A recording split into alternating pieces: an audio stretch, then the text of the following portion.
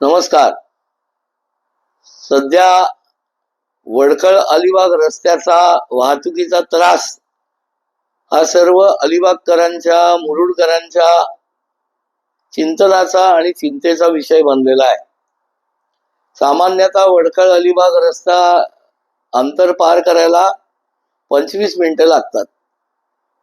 सध्या पर्यटकांच्या अलोट गर्दीमुळे व कायमच दीर्घ सुट्ट्या असतील आणि खूप बाकीच्या दिवसांच्या सुट्ट्या असतील तर हे अंतर पार करायला 2 तास लागतात.